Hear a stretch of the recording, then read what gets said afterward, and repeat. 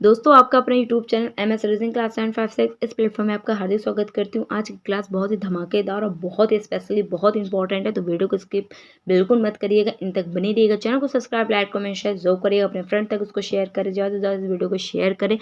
आज क्लास बहुत ही स्पेशल होने वाली है, तो वीडियो को इन तक बनी रहिएगा। चैनल को सब्सक्राइब, लाइक, कमेंट, शेयर जरूर करें, साथ में बेल आइकन प्रेस करें ताकि मेरी जब भी पहले वीडियो अपलोड हो तो आपकी नोटिफिकेशन पहुंच जाए। तो चलिए बिना देरी करे आज के करते हैं स्टार्ट। तो क्वेश्चन नंबर फर्स्ट हमारा रीजनिंग क्या है। क्वेश्चन कह रहा है कि एडमिरल का संबंध जो भारतीय जल सेना से है वही संबंध इन चार ऑप्शन में से किन्हीं एक का संबंध भारतीय वायु सेना से होगा। तो कौन सा ऑप्शन सही है जल्दी से हमें कमेंट करके जरूर बताइएगा। चलिए क्या इसमें लॉजिक है, चलिए इसको देखते हैं। जो भारतीय जल सेना का संबंध एडमिरल से, तो एडमिरल कौन होता है, सर्वोच्च अधिकारी होता है। तो किसका संबंध है, सर्वोच्च अधिकारी का बताया जा रहा है।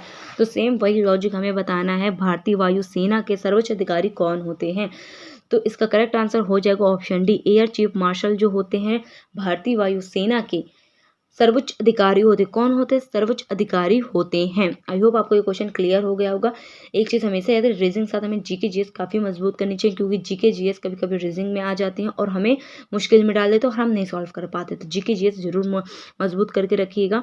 देखिए इसमें जीके जीएस की जरूरत पड़ी कि आखिर वायु सेना भारतीय वायु सेना के सर्वोच्च अधिकारी कौन होते। तो इसका क्या होगा, एयर चीफ मार्शल होते, इसलिए option C D that is the correct answer. चलिए आगे बढ़ते हैं। सो क्वेश्चन नंबर सेकंड है कोडिंग डिकोडिंग का।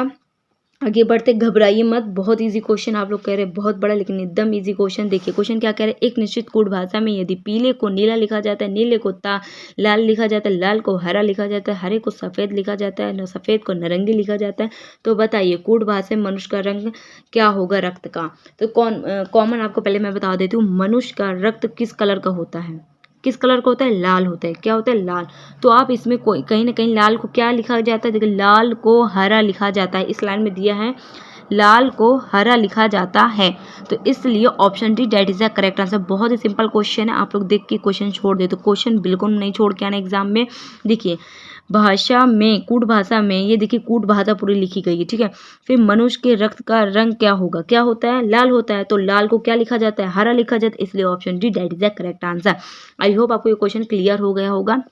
आगे बढ़ते हैं। क्वेश्चन नंबर थर्ड है, जी को 7 लिखा जाता है, एक्सेल को 49 लिखा गया, तो एक्सेप्ट को क्या लिखेंगे। तो गौर से देखिए जी अल्फाबेट जो है वो कितने नंबर पे है, 7, यानी ये तो एकदम नॉर्मली पता ही चल गई, 7 पे बिना लॉजिक लगाए।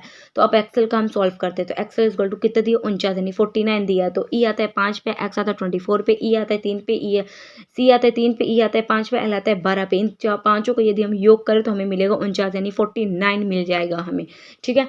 तो 49 ये हमें मिल गया है। सेम लॉजिक हमें एक्सेप्ट के साथ करना है। तो ए आता है 1 पे, सी आता है 3 पे, ई आता है 5 पे, पी आता है 16 और टी आता है 20 यानी 20 पे। इन तीनों इन सभी को योग करेंगे हमें मिलेगा 48 यानी 48 मिल जाएगा, इसलिए option C that is the correct answer. इसमें कुछ नहीं करना था, नंबरिंग करके हमें योग कर देना था बस। आगे बढ़ते क्वेश्चन नंबर 4 है, सदृश को पूरा करें।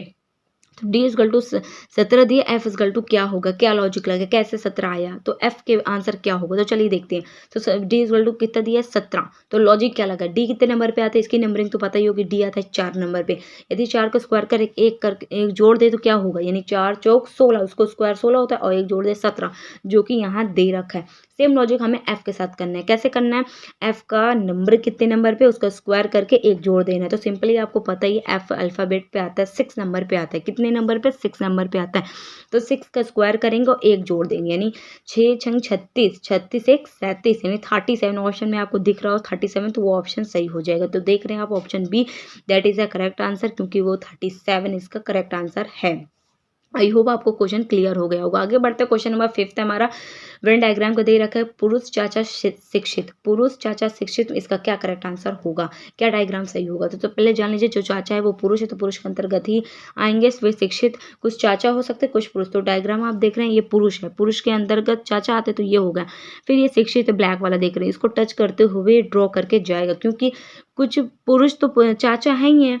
तो जो शिक्षित कुछ पुरुष हो सकते हैं कुछ चाचा, लेकिन सारे चाचा तो नहीं हो सकते पुरुष, मतलब सारे चाचा तो नहीं हो सकते कि हाँ सभी पुरुष चाचा है, तो ऐसा नहीं होगा। तो कुछ शिक्षित होंगे कुछ नहीं, तो इसलिए ऑप्शन ये वाला सही हो जाएगा। क्वेश्चन नंबर 6 है हमारा कि हिंदी का ये दिया है, ठीक है, जिसका ज्ञान थोड़ा हो या थोड़ा ज्ञान रखने वाले को एक शब्द में क्या कहेंगे। तो इसका करेक्ट आंसर ऑप्शन है अल्पज्ञ कहते हैं, ठीक है। आई होप आपको क्वेश्चन समझ में आ रहा होगा। इसका करेक्ट आंसर ऑप्शन ए हो जाएगा। क्वेश्चन नंबर 7 है, क्वेश्चन कह रहा है कि रौद्र रस का स्थायी भाव क्या है।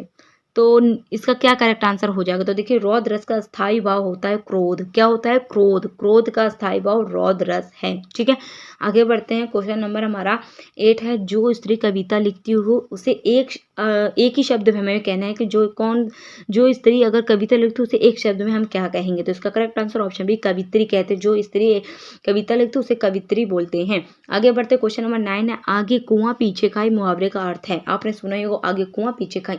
इसका क्या अर्थ होता है? जब ये चारों तरफ से रास्ता बंद हो जाए और हमें कोई चीज नहीं सूझता तो हम क्या बोलते हैं? विपत्ति से बचाव का कोई मार्ग नहीं सूझता तो उसे हम क्या कहेंगे? तो मुहावरे में आगे कुआं पीछे खाई, आगे कुआं पीछे खाई, इसलिए option B that is the correct answer हो जाएगा। आप देख रहे विपत्ति से बचाव का कोई मार्ग ना सूझना, उसे कहते हैं आगे कुआं पीछे खाई। आगे बढ़ते हैं। क्वेश्चन नंबर हमारा 10 है, हिंदी गद्य साहित्य के जनक माने जाते हैं। इन चार ऑप्शन से में जल्दी बताइए कौन है हिंदी गद्य साहित्य के जनक? तो इसका करेक्ट आंसर ऑप्शन सी हो जाएगा। देख रहे हैं भारतेंदु हरिश्चंद्र जो है वो हिंदी गद्य साहित्य के जनक माने जाते हैं। ये भी बहुत इंपॉर्टेंट क्वेश्चन है, इसको इंपॉर्टेंट टिक कर लीजिए। क्वेश्चन नंबर 11 है, साहित्य लहरी के रचयिता कौन है? तो चार ऑप्शन से हमें बताना है साहित्य लहरी के रचयिता कौन है। तो इसका करेक्ट आंसर ऑप्शन देख रहे हैं, यदि आपको पता है कॉमेंट तुरंत करिएगा। क्वेश्चन नंबर 20, सूरदास जो है वो साहित्य लहरी के रचयिता हैं। आगे बढ़ते क्वेश्चन नंबर 12 है, यामा किसकी रचना है? बहुत ही फेमस है यामा, और ये अधिकतर लोगों को इसका आंसर पता ही होगा, मेरे को कंफर्म है, तो इसको बताने की जरूरत नहीं होगी। फिलहाल बता देती हूँ, महादेवी वर्मा जो है यामा की रचना करी है। ठीक है, क्वेश्चन नंबर 13 है, खग के पर्यायवाची बताइए। तो देखिए खग का पर्यायवाची होता है वायु, पक्षी होता है। तो ठीक है, इसलिए ऑप्शन देख रहे हैं वायु सही हो जाए। क्वेश्चन नंबर 14 है, भवन और भुवन का अर्थ बताना है। एकदम सूक्ष्म अंतर है। तो भवन मतलब घर होता है, भुवन मतलब होता है संसार। Option C that is the correct answer. आगे बढ़ते हैं। क्वेश्चन नंबर 15 हमारा, चौपाई छंद में कितने चरण होते हैं? सही विकल्प चुनकर लिखिए। तो इन चार ऑप्शन से बताइए। इस चौपाई तो पता ही होगा छंद, तो चौपाई छंद में कितने चरण होते हैं? तो 4 चरण होते हैं। कितने होते हैं? चौपाई छंद में 4 चरण होते हैं। आगे बढ़ते क्वेश्चन नंबर 15 है, आवारा मसीहा के लेखक कौन है? चलिए बताइए, 4 ऑप्शन में से आवारा मसीहा के लेखक कौन है?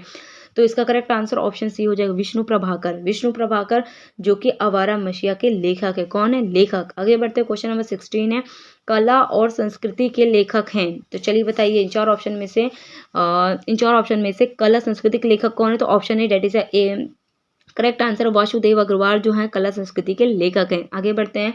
क्वेश्चन नंबर 17, हिंद स्वराज पुस्तक के लेखक कौन है? तो हिंद स्वराज पुस्तक के लेखक कौन है? जल्दी बताइए। इसका करेक्ट आंसर हो जाएगा ऑप्शन डी, महात्मा गांधी हैं। क्वेश्चन नंबर 18 है, गांधी जी दक्षिण अफ्रीका कब गए थे? गांधी जी दक्षिण अफ्रीका कब गए थे? बहुत ही कॉमन, बहुत ही अच्छा, बहुत ही सॉलिड क्वेश्चन है। इसका करेक्ट आंसर 1893 है। आगे बढ़ते क्वेश्चन नंबर 90, महात्मा गांधी जी की समाधि का स्थल क्या नाम है? चलिए बताइए इनकी समाधि का स्थल क्या नाम क्या है? तो इसका करेक्ट आंसर ऑप्शन डी हो जाएगा, राजघाट क्या है इनका समाधि स्थल नाम है महात्मा गांधी का। क्वेश्चन नंबर 20, भारत संविधान सभा द्वारा संविधान को कब अपनाया गया था? ये भी बहुत अच्छा और बहुत इंपॉर्टेंट क्वेश्चन है, जिसका करेक्ट आंसर ऑप्शन बताइए ए हो जाएगा, क्योंकि 26 नवंबर 1949 में। क्वेश्चन नंबर 21 है, राष्ट्रीय खेल दिवस 29 अगस्त किससे संबंधित? देखिए जो खेल दिवस 29 अगस्त को मनाया जाए तो किससे संबंधित अगर बात करें तो मेजर ध्यानचंद्र जो है उनसे संबंधित है। मेजर ध्यानचंद्र की याद में 29 अगस्त को खेल दिवस मनाते हैं। क्वेश्चन नंबर 22 है, गुप्त साम्राज्य के संस्थापक कौन है? तो चलिए बताइए। इसका करेक्ट आंसर हो जाएगा सी, श्री गुप्त जो है इसके संस्थापक हैं। आगे बढ़ते हैं। क्वेश्चन नंबर 23 है, मौर्य काल में शिक्षा सर्वाधिक प्रसिद्ध केंद्र था। कौन सा केंद्र प्रसिद्ध था? चलिए बताइए मौर्य काल में। तो इसका करेक्ट आंसर हो जाएगा ऑप्शन सी, तक्षशिला जो है वो प्रसिद्ध केंद्र था। आगे बढ़ते हैं। क्वेश्चन नंबर हमारा 24 है, मोहनजोदड़ो का स्थानीय नाम क्या है? तो मोहनजोदड़ो का स्थानीय नाम क्या है? आपको कमेंट करके बताएं, देखते कितने बच्चों का आंसर सही है। तो 24 का आंसर हमें आप कमेंट करके बताइएगा। आगे बढ़ते हैं। क्वेश्चन नंबर 25 है, 2025 को महाकुंभ के दौरान पहला शाही स्नान कब होता है? तो सभी को पता है पहला स्नान होता है खिचड़ी जिसे कहते हैं, और मकर संक्रांति इसका नाम है। ठीक है, क्वेश्चन नंबर 26 है, भारत का राष्ट्रीय ध्वज तिरंगे का डिजाइन किसने किया था? मोस्ट इंपॉर्टेंट है क्वेश्चन। ठीक है, तो इसका करेक्ट आंसर ए हो जाएगा, पिंगली वेंकैया। आगे बढ़ते हैं। क्वेश्चन नंबर 27 है, किस मुगल सम्राट ने त्रिवेणी संगम के पास किला बनवाया था? तो जल्दी बताइए किसको किसको पता है आंसर। इसका करेक्ट आंसर ऑप्शन बी हो जाएगा। अकबर जो था वही एक मुगल ऐसा था जो त्रिवेणी संगम के पास किला बनवाया था। क्वेश्चन नंबर 28 है, भारत का पहला गणतंत्र दिवस कब मनाया गया? तो चलिए बताइए, भारत का पहला गणतंत्र दिवस कब मनाया गया था? तो इसका करेक्ट आंसर हो जाएगा ऑप्शन ए, 26 जनवरी 1950 में मनाया गया था।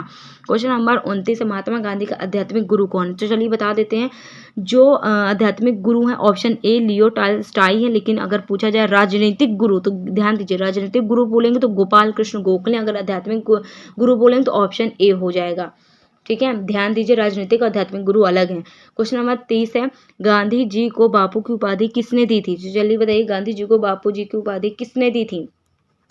तो इसका करेक्ट आंसर हो जाएगा ऑप्शन बी, जवाहरलाल नेहरू जी थे, उन्होंने बापू की उपाधि दी थी। आगे बढ़ते 31 है, करो या मरो का नारा किसने दिया था? महात्मा गांधी, जवाहरलाल नेहरू, सुभाष चंद्र बोस, सरदार भगत सिंह। इन 4 ऑप्शन का आंसर आप हमें कमेंट करके बताइए, देखते हैं इन 4 ऑप्शन में से कौन सा सही है। 24 और 31 इन दोनों का आपको बताना है। Thank you for watching my videos. मिलते हैं नेक्स्ट वीडियो। अच्छी लगे चैनल को सब्सक्राइब, लाइक, कमेंट, शेयर जरूर करें। Thank you.